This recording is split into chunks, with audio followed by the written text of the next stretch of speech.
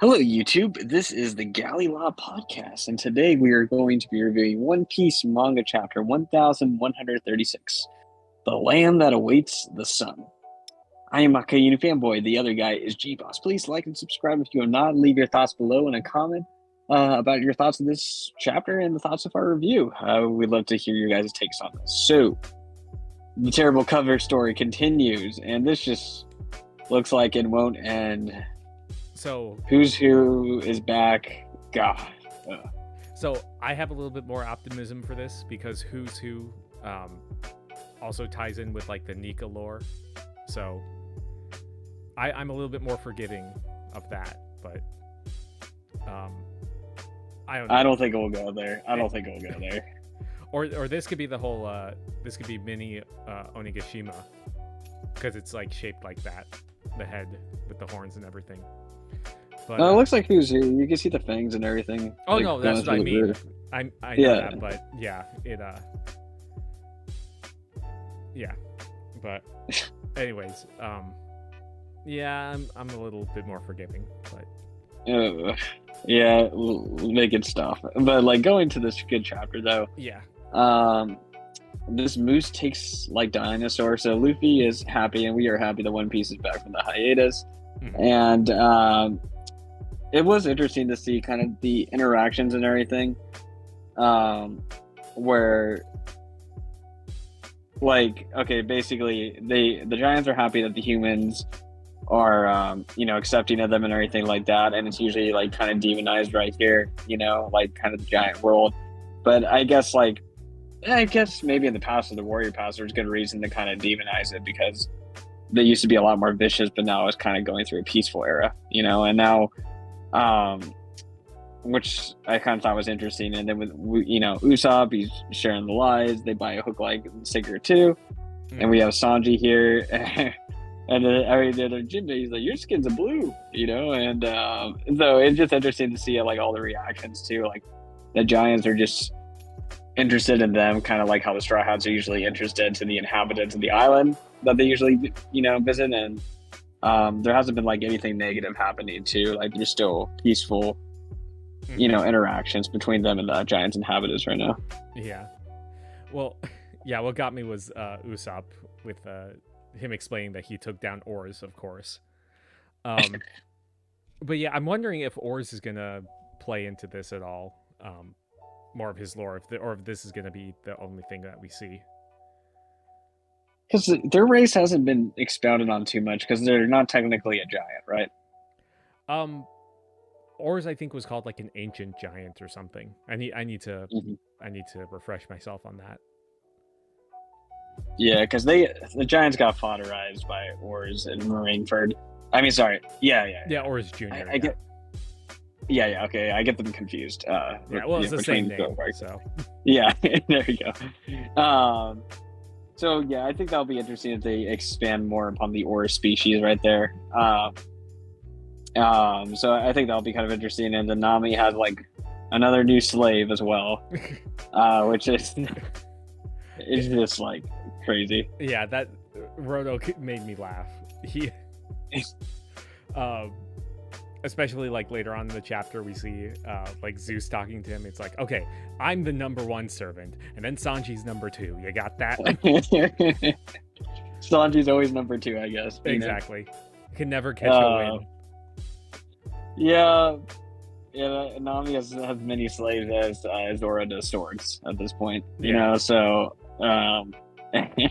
3 slave style Nami or whatever. But it's just like it is funny to see, and like Luffy attracts people, Nami attracts this, so it's just it is kind of funny to see that happen and everything. And so yeah, this guy's gonna kind of be like a little fodder thing. I mean, yeah, he actually reminds me of in some way as King Bomb does from Whole Cake Island, the tree that Nami took over.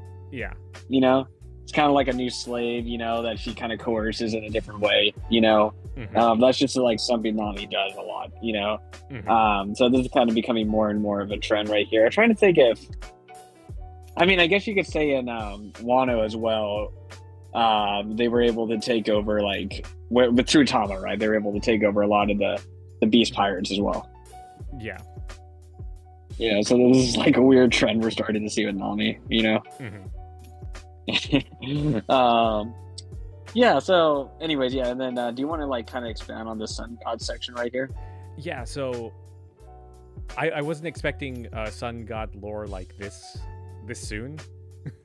But but yeah, we see that they're talking about like the ancient religious text known as the Harley.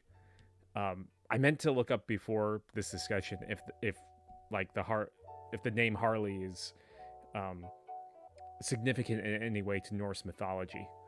But but yeah, I wonder. Well, they say that it's so old that there's misinterpretations of it. Like Nika could be a destroyer god, a god of liberation, or a god of laughter. Like it's all these different interpretations because no one knows how to read the text. And I wonder if it's written in the same language as the poneglyphs. So I wonder if maybe Robin could do that and could translate it. Because she's not. We should give her something to do. Yeah, and she's not here right now. She's at the library. But yeah, I think the biggest like thing that kind of dropped out of nowhere is that the world has been destroyed twice already, both relating to Nika. So, do you have any like? Did you find that surprising too, or? I think maybe in one sense he could have just, I mean, not really. I mean, like Luffy does a lot of destruction, but sometimes the destruction leads to better things, you know? I think in one way, maybe potentially he could have destroyed the world is by, I mean, bringing the water and separating, but I know they usually kind of associate that with the world government too. So, because I know at the same time, like the clan of D and everything, I know we were kind of talking about this back in the Void Century, but there could have been a dimension of where like they were tyrannical, that clan and everything, you know, and that the world government, the 20 nations that banded together did, you know, they were kind of in the right to rise up and everything, but then Emu took advantage of the situation and corrupted it, you know. And I think that's kind of like one possibility right there too, you know, like we're just kind of under the assumption that all the Nikas are like equally good, you know? Yeah, but because they say like the great and mighty always fear the day that Nika's arrives. So I guess that means like the world government, which makes sense that they're trying to like keep him away, and why they didn't want his wanted poster getting out with Luffy in Gear 5. But but I don't know. It just seems like Oda's not going to make it as black and white as usual, you know? Yeah. Because it's talked about like it ties into the chapter like everyone has the dream to be like the sun god. Like Rodo said that. They say Loki in some way wanted to be like that. So it's all different interpretations of it. Yeah. And different interpretations. Oh, sorry, go. Yeah. Well, I was just going to say really quick that I wonder if Joy Boy back when he was talking with the robot. The robot Emmett? on Egghead. What was it? Wasn't it Emmett? Emmett, that's what it was.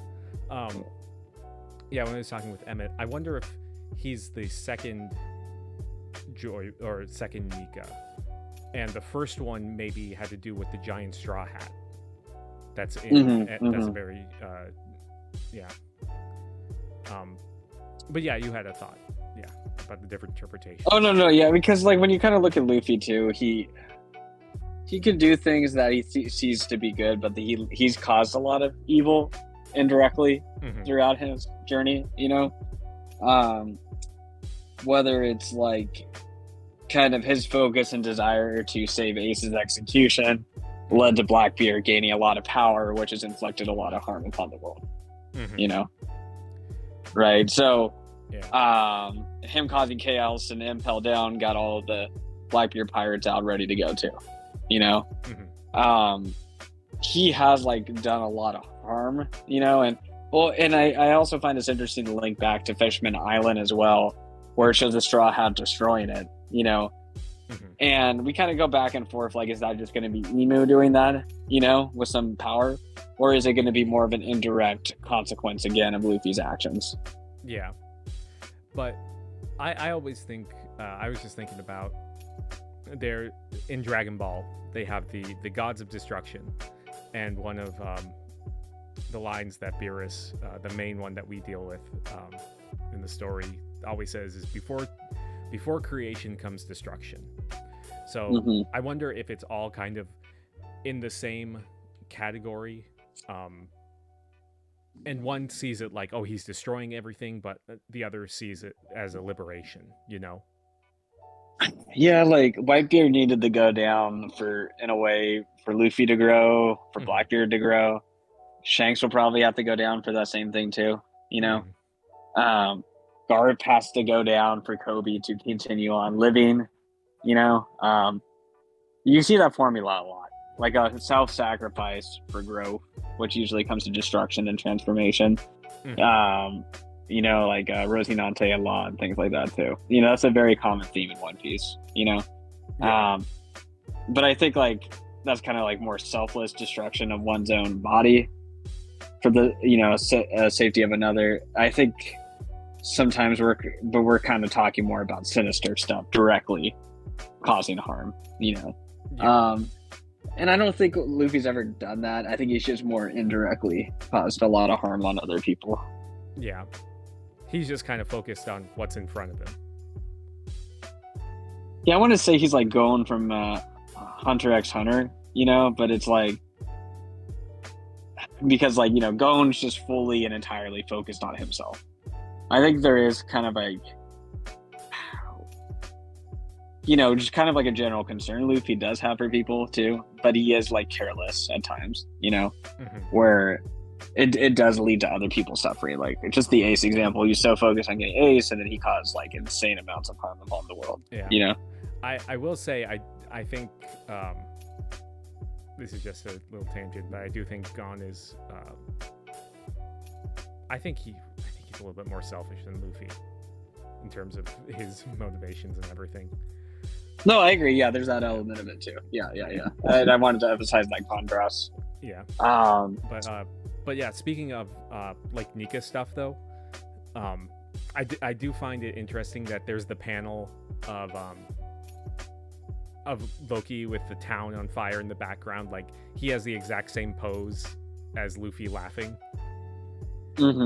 So again, I think it's interesting if there's like different aspects of Nika, and like Loki could be like the destruction side and Luffy could be the liberation side, or the laughter, or maybe all three aspects need to be in one person, you know? Well, that's just kind of interesting, is like they asked, is Loki a good person? They said absolutely not. And I think there's some people in the world who would say the same thing about Luffy too. Yeah, because we do see like later on in the chapter that Loki does have some sort of twisted morality in a sense. Yeah, and yeah, I mean, I know Wano is an embarrassment of an arc for the story, but you know, we saw Kaido try to attempt to be Joy Boy too, you know, and obviously he was nothing but destruction, you know, and instead of getting that extrapolated out, we had to focus on Yamato and all the other shenanigans going on in there. But unfortunately, Kaido wasn't developed to really connect in the same way. Like Loki's been developed, I think, a lot more already than Kaido has, just in terms of his role with the Nika timeline already. Don't worry, we'll get in the Rocks flashback. Yep, heard that now. Yeah, so yeah, it is interesting how they discuss, you know, the death of the dad and everything. I love it. He's like, oh, But my helmet saved my life though, and like the helmet didn't do anything. Yeah. That's like my favorite part. I think that's just incredible. I love that. Yeah, but I did think it's interesting. Like they keep emphasizing the point that Loki's father, King Harald, he was the one that wanted Elbaf to expand to the other countries, and it said that they were terrified of our warlike ways. So, I guess Harald was the one that tried to bring in this new like age of peace and whatever, and Loki didn't agree with that. So, I wonder if in the long run we'll see that Harald was maybe up to no good, because I still think that there's something more to Loki going on, especially we'll discuss later on in the chapter, but I do find it interesting. I don't know if there's specific points for teleportation for the Gorosei and their sigils, but I did find it interesting that it was in the throne room of the Elbaf castle. So yeah, and I don't know if I don't think One Piece, like the lore or the message of the story, promotes pacifism too, you know. I don't think it just does, and I think Luffy's dream requires a lot of bloodshed too at the end of the day, you know. So I think that's kind of an interesting thought there. What I do thought was interesting, the one they said that stopped Loki was Shanks, but I'm wondering if it was even Shanks now. I'm wondering if it was this imposter guy. Yeah, Shanks. You know, yeah, or that, or yeah. Yeah, sorry, yeah. I was gonna say, because they're deliberately hiding the left side of his face. Yeah. And I don't know, but then at the same time, Loki doesn't recognize that guy to be Shanks, which is the indication it's not Shanks, you know? Right. But also that was the guy that captured Loki, and it wasn't Shanks, and I feel like he would have identified as captured already, you know? Yeah. I mean, maybe he can't see, like he has the blindfolds on and everything. But everybody has this weird hockey sense thing though at the same time, or recognizing the voice, you know? Yeah. And it does make me think, like, when the Giants finally discovered Luffy to be Nika, I'm wondering if it's going to be in his fight against Loki, or if it's going to be his fight against the pseudo Shanks right here. Because obviously they're going to see it, but who's going to be the big bad that Luffy fights in front of them? Yeah. I do think it would be interesting if, like, the younger generation sees it too. Because we see, like, in the very first page, I just noticed when we were about to start recording that Colin's doing the Nika pose in the, like, it's so small compared to the rest of everyone, but he's doing the Nika jump pose.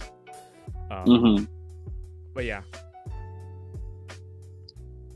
Yeah, and also I did think it was interesting how they referenced Big Mom again here, too. Yeah. So yeah, I thought that section was kind of interesting as well.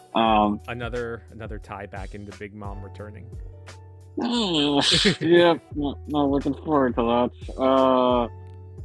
But I mean, that's just kind of Big Mom, Shanks, and Luffy all potentially being in the same place. Yeah.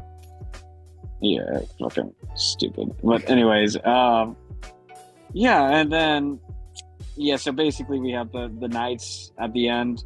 Well, I wanted to talk really quick about the Zoro scene, because I thought this was interesting because it kind of shows how he's, like, he noticed the change in Luffy right away, like he was trying to hide something because he's been with him the longest, and he's kind of taking that second in command role, because the whole reason they're going to the castle is to get the key to Loki's cuffs to free him, but like Zoro's going along with Luffy's plan, but he's not like, he's like, if there's any trouble, I'll be there to stop it. Yeah. from going too far, which I appreciate that more than like, oh, I'm Zoro, I'm big tough, and I cut things. Yeah. Right. It's a kind of return back to his any lobby type of character again. So and we get to see like the original 3 because Nami's going with them to steal all the treasure. Yeah, so I think that's pretty cool. So I think that'll be interesting. And then now, kind of going into this last section. Yeah. I thought the Holy Knights were pretty ominous, cool, have strong aura and everything, and they feel comparable in power to Loki, just by how they're drawn, I guess. You know. Because I think like one of the feats of Loki was that he's subdued, and they were talking about this earlier, right? That he was so powerful he was able to tame the beast, and then Gunko is able to do it easily, too. Yeah, she's got to be cold though.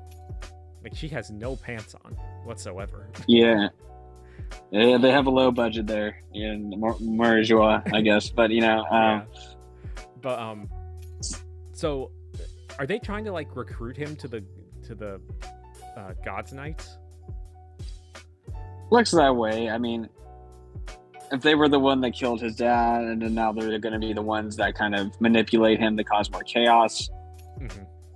But I think there's a tension there. Why did the God Knights or Holy Knights want to like start in this era of peace, with the Giants, but then now they want to disturb that era of peace and cause more chaos, or is this a way to just take down Luffy potentially? It's kind of hard to say, and it's kind of interesting where it kind of looks like CP0 is not going to be a thing anymore. These guys are kind of taking the role of like the new espionage-ists. Powerhouses now. That's kind of the vibe I'm getting here now, because this used to be like CP0 trickery, Yeah, well, CP0 is kind of like we had them last arc, and we kind of saw the arc before. Yeah, and we kind of saw them like get trounced by Luffy and everything. So, kind of a need for new baddies now. Yeah, but I am interested about the giant crow that intercepted their last transmission. That was the last thing that was reported on. I wonder if it has anything to do with Loki or not, because I think it's like a crow or a raven is like something that Odin has in Norse mythology. I was thinking about that terrible trash can revolutionary commander, but I think that's a cooler comparison you did right there. Yeah. I mean, I don't know. Karasu could be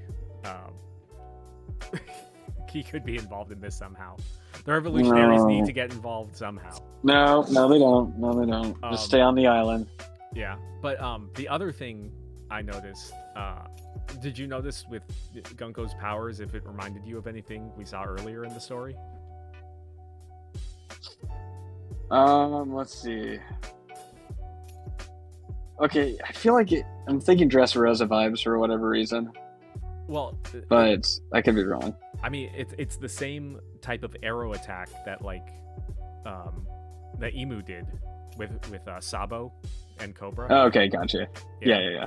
So again, I'm wondering if like all this like the elders and the holy knights and whatever are getting like their powers directly from Emu in some way. Like and Shanks. Not Shanks. Agenda. Yeah, but I think it would be interesting, and yeah, because there has to be some reason why they're all similar. Why they're similar in that respect. But yeah, I did think it was interesting though too with Loki, saying like, oh, even though you're holding my friend the wolf hostage, well, tough luck for it. You can go and die because I'm going to use the rage to bring the world to ruin. Which I don't.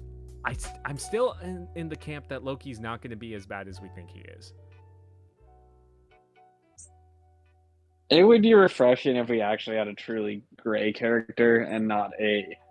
He seems tough, but he's really just a big softy on the inside. Yeah. You know? He's like chaotic neutral. Yeah. Instead of just like kind of this entire trope of like Frankie seems like a bad guy, but he's a good guy. Yeah. You know, Robin seems bad, but she's really good. Mm-hmm. You know, like we just get that over and over in One Piece. So it'd be cool if it was like a truly like chaotic neutral. I mean, like even like with Kizaru too. You know, like now he's like on our side. You know, even though like I think he's very very neutral too. When you kind of look back at that whole arc, but I don't want to get on a tangent with that. But like I'm just saying, it's very hard to find characters that are like that. You know, so yeah. But yeah, I'm interested to. I mean, he's flat out refusing him, so I wonder where they're gonna go from here. If like they need to go, if Gunko and not Shanks are gonna have to go back to the castle to use their sigil to teleport, and they run into Luffy and Co. or what? Mm-hmm. Right. So yeah, and but I think it's really promising. This is a great chapter that filled in a lot of gaps. It seemed like a really loaded chapter too. Yeah, I mean, the more I kind of read through it, and I was like, okay, there's some basic points, but the more you talk about it and delve into it, it's kind of chock full of stuff, especially with the Nika stuff. Yeah, for sure. But yeah, great chapter. No break next week, so let's go. We are back. Yeah. Also, I thought this chapter had its like really high like comedy points too. Yeah. But yeah, looking forward to the next chapter. For sure. All right, guys, you have a good one. We will see you all next week, and we will have some more content coming out soon. We have not forgotten about you. We just needed a break too. All right, we'll talk to you later. Peace. See ya.